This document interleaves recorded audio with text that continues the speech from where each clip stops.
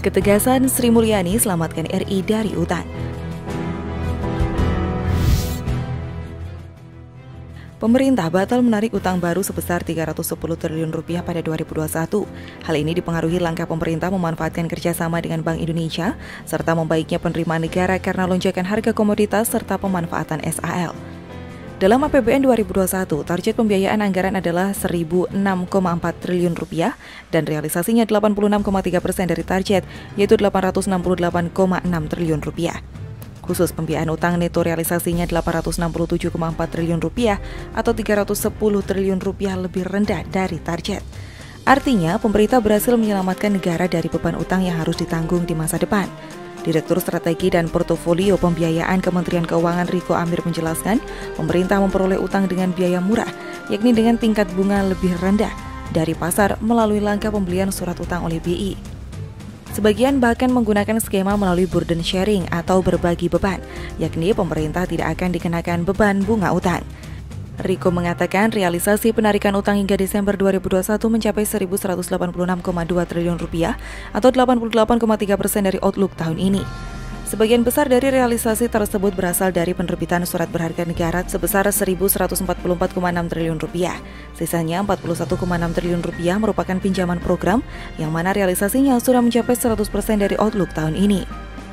Realisasi penarikan utang dari SBN tersebut terdiri atas SBN domestik atau denominasi rupiah mencapai 982,6 triliun rupiah dan SBN valuta asing atau VALA 158 triliun rupiah. Penerbitan SBN domestik tersebut sudah termasuk hasil penerbitan awal melalui private placement dalam rangka SKB 3 dengan BI akhir November lalu sebesar 58 triliun rupiah. Selain melalui SKB 3, pembelian surat utang domestik oleh BI juga dilakukan dalam rangka SKB 1 dengan nilai pembelian 143,3 triliun rupiah. Pembelian tersebut terdiri atas 67,9 triliun rupiah melalui lelang dan 75,5 triliun rupiah melalui green show option alias lelang tambahan. Meski utang Indonesia terus meningkat terutama setelah pandemi COVID-19, rasio utang terhadap PDB Indonesia masih berada di peringkat keempat terendah di antara negara-negara G20 lainnya. Mengutip Trading Economics, rasio mencapai 38,5% pada 2020. Menteri Keuangan Sri Mulyani menyebut pembiayaan utang neto pada tahun 2021 lebih kecil dari target yang dipatok Anggaran Pendapatan dan Belanja Negara 2021. Penerimaan negara sendiri pada 2021 diraup sebesar 2.003,1 triliun rupiah atau 114,9% terhadap target, tumbuh 21,6%. Meliputi penerimaan pajak sebesar 1.277,5 triliun rupiah, kepabeanan dan cukai 269 triliun rupiah, dan PNBB sebesar 452 triliun rupiah. Sementara itu, belanja negara tumbuh 7,4% menjadi 2.786,8 triliun rupiah.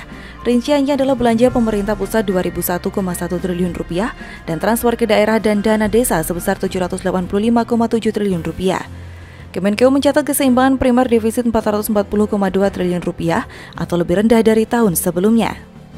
Defisit anggaran 4,65% PDB setara dengan 783,7 triliun rupiah, turun 17,3% dari tahun sebelumnya.